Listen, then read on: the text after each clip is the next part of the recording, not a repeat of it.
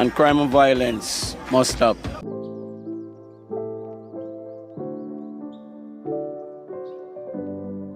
Bless up on yourself, thanks for tuning back again. Thanks for being here again. You understand? Good day to everybody, man. Good day. Bless up on yourself.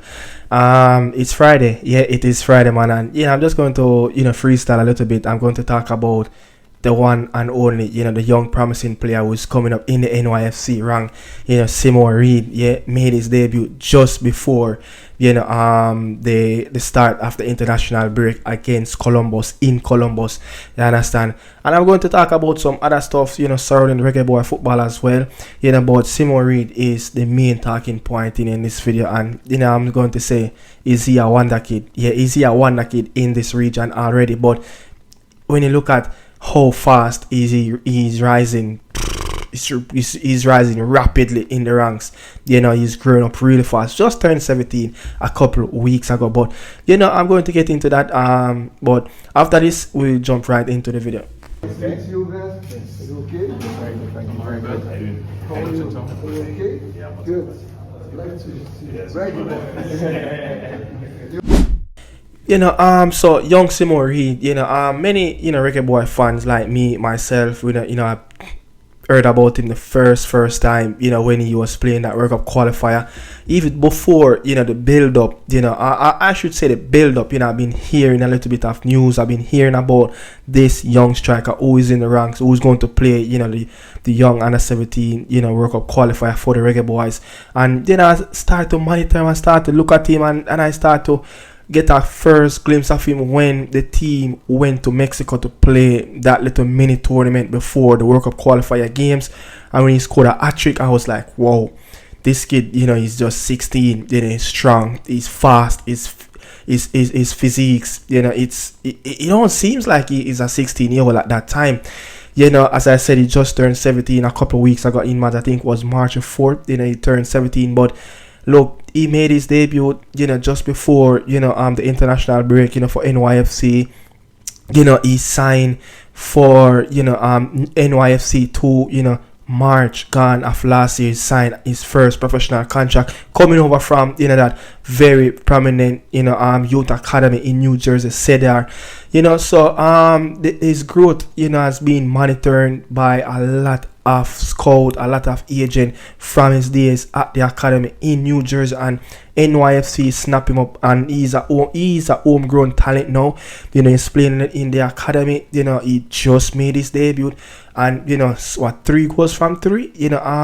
For the MLS, for NYFC, 2. Is the next pro MLS league he's playing. And look, the reason why I brought him up, I'm like, we having, strikers problem, and just to see the growth of this young man, just across the water, 3-4 hours away on a flight, from Kingston to New York, that's how close he's at. I'm just wondering how close he's on Steve McCLAREN, lips, are his highs, and just to know, how much he probably know about this player. I would love to know how much he know about, Simo REID. And I must say, look, he's a very, very, very good youngster. Look, he's coming from, the rapid growth. The mini tournament in Mexico, scored a hat-trick, scored, a couple goal in the World Cup qualifier, 3 goals from 3 in the MLS Next Pro League, MLS debut. So if you look at his trajectory from, the last 18 months, he wouldn't have never tell you that reached this far. And just sign a short-term contract with the senior team. And when you sign a short-term contract, with MLS rules and all sort of that, short-term agreement, I'm going to give you, a little bit on that as well, because he only can play 2 games, for NYFC this season in the senior team because of the agreement and the contract that he signed.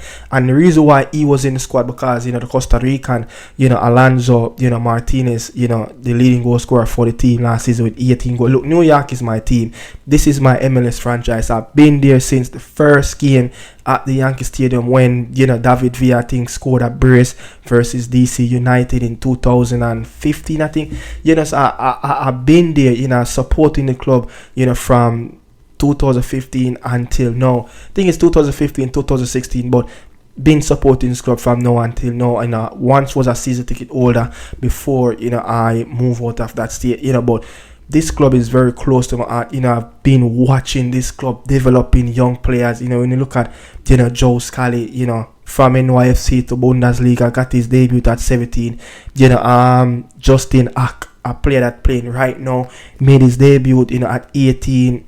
James San made his debut at 17. So they've been known to giving young players a lot of opportunity. But the short-term agreement, this is the little sentiment around the short-term agreement that what SEYMOUR REID signed with New York, why he only can play 2 games and why he only can feature on the bench 4 times. So this is it. For REID, and I'm wondering if I've read this correctly, he's on an MLS Next Pro contract, so you can bring him up 4 times, but he can only play twice, I think. So under the exact status of his contract, you could only use him 1 more time this season. Is that right? Do I have that right? That's correct, yeah. That's the MLS lessons that I've been learning so far as well. So would that indicate that maybe there'll be conversations, depending on how his progress goes, to signing a senior team contract or first team contract? Those conversations are ongoing, as always. Okay. The one thing that you have to keep in mind is that Alonso wasn't available for this game. And there was only one number 9 in Muncev that was available for this game. Taking consideration that he was also and still is in the Ramadan, so that's an issue that always has to be considered. And we're very fortunate to have that talented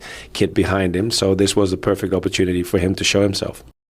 So you only have 3 more attempts to get on the bench, and you only have 1 more time to get on the pitch. So it's all about development for him this season. But I mean, look, we are struggling for strikers. Yeah, we are struggling for strikers. I'm not saying he is the answer, but the rapid growth and how is accelerating through his development, his youth stage, he is our best 17-year-old striker at this moment. When you look across the world, the countries who have them best 17-year-old naturally always get in the national team. If you look at Joe Scally, that's not Joe Scally, the young man for Arsenal that scored the other day on Albania, for England.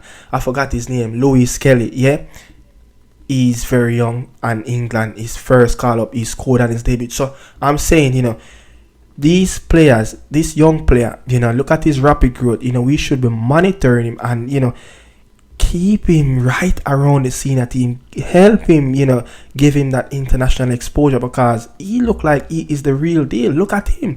Look at his natural physique. Look at his strength. Look at his height.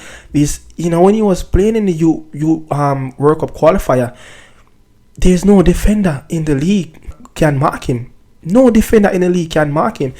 So we should be keeping close tab to him and, make sure that, look, he's right there. And I think his chance should come really soon for the national team.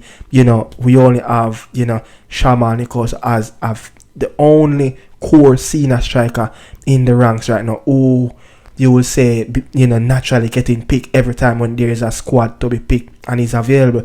Others from that, the number 9 spot is dry. Warner Brown just took it, his opportunity. Young men, how much times, I come here and talk about the transition from youth football, the youth teams, the youth 17, the youth 21, the Olympic team. How much time I talk about, the lack of transition, the lack of growth from our best young players coming into the senior team. This youth seems like he is the real deal, and we cannot afford for let this kid not get the opportunity that he deserves. You can't look at the age, look at what he's promising to do. And if you talk about Kaim Dixon, you talk about Whisper, you talk about other players that in the ranks as well. Warner Brown is a very young man as well. So as soon as we can get this one across the line and help his development, give him that exposure in the senior team, you don't have to play. Look at Hendrick. He's not getting enough games for Real Madrid, but Neymar out, when there's a time for him to get into the Brazil senior team, is called up. And that's what I'm saying with the Reggae Boy national team. Look at what is going on in the CONCACAF region with strikers. Mexico striker Raúl Jiménez, is coming back with a bang. Costa Rica, they got Ugalde, they got Alonso Martinez, SIMＯES REID, teammate at for NYFC. Panama not so much, for Hardo and Waterman, be sharing that spot in the number 9 position. So they are not having that prolific goal scorer, but if you look at Honduras, Kyoto is back in the fold for them. So different teams, America have Boligoon, they have Ricardo Pepe, they have Josh Sargent, they have so many options, so with us not having, such a strong selection pool of strikers, this youth will deserve a shot in the near future, like not far away, but in the near future, But moving on, I'm talking about Panama a while ago. The sentiment that always shared around the Reggae Boys space that we need our players in fair play at the highest level. Our player, we need better players. We need to recruit more.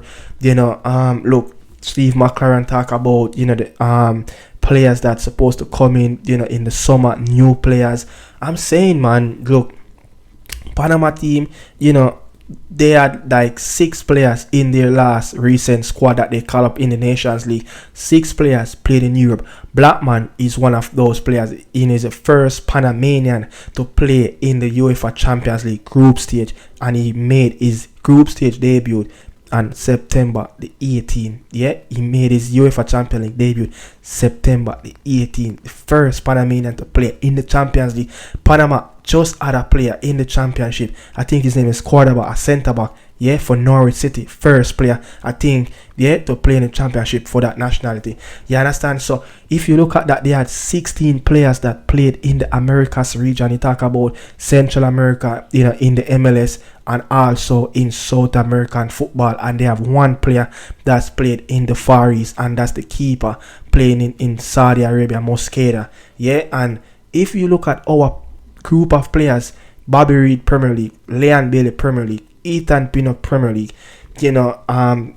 Antonio Premier League but injured at the moment, Deshaun Bernard Championship, Joe Latibodier Championship, so many different players at that level, and we have players that playing at elite level. The Reggae Boys have so many players represent in the UEFA Champions League. You understand, from the Luton shirt and the CFAS played in Europe top 3 competition in 1 season, but it's just a qualification round. You understand? So we have players that played at the, from some very high level that Panamanian wish they would be at that level. So if you look at Blackman right back, he is the most probably the most valuable player at this moment for Panama. I think his transfer market is at 2.something million. You understand? So he's playing in Slovakia. I know the midfielder Martinez is playing in Israel. But us, it's more than playing at the highest level. It's all about team chemistry. It's all about a philosophy. Group up these players and get them to play under one system.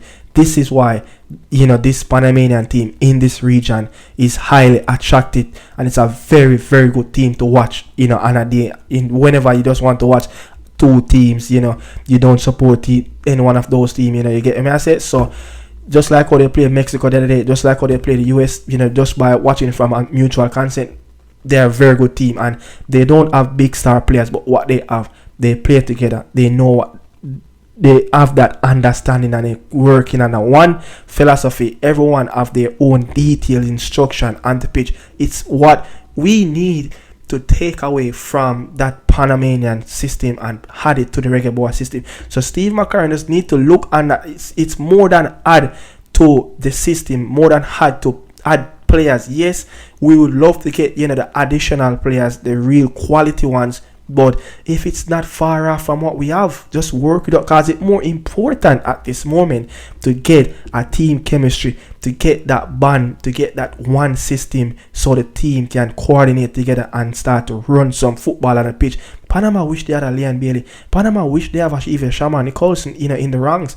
Panama wish, they have a Bobby Reid, a Demari Gray. We have so many players that once used to play in the Premier League. Mason Oldgate, Demari Gray once was a Premier League player as well. So if you look at it, we have players that coming from, Premier League academies, Panama don't have this luxury. So what is it that it's so difficult for us to get those players playing in one system, just like even the Costa Rican team that went to the Copa America with an average age of 22, 23 with the South American coach Gustavo Alfaro before he was there. So we have to believe and trust in young players as well. If we want to play this quick, direct football, we want to play the hungry, the intensity, it's all about working under one system, under one philosophy. The coach have to work really, really tough. And I have to say this, RENÉ SIMØES have gave McCLAREN a pep talk, and this is what RENÉ SIMØES has to say.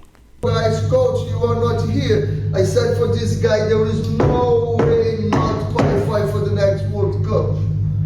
There is no way. You have to take this decision. Gold Cup, there is $4 million. Do you know that? $4 million for the champion. And last World Cup, you are the vice champion, yes? So now you must be the champion. $4 million. Where is the president? The president's not here. I will say for him. They have to give a good money.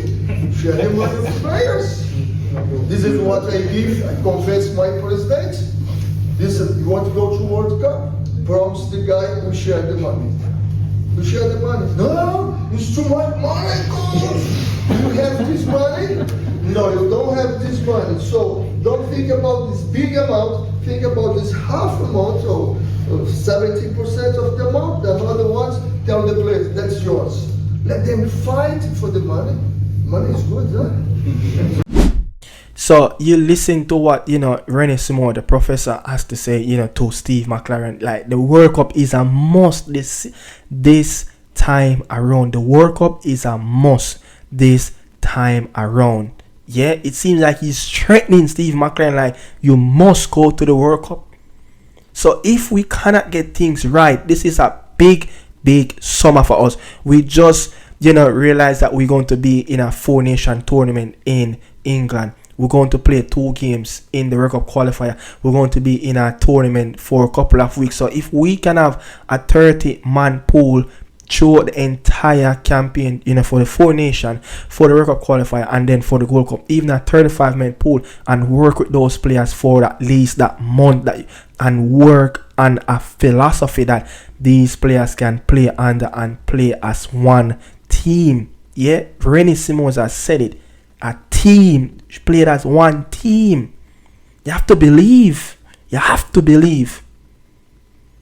So I'm just saying, it's not all about the players playing at the highest level. Yes, we love players to play at a higher level than where they're at this moment, but it's all about getting the perfect personnel for that system, the perfect player, the perfect characters, the perfect leaders. We need more leaders on that pitch. It's perfect to get those players to fit in your system, so you can be like a Panama, be like a Costa Rica.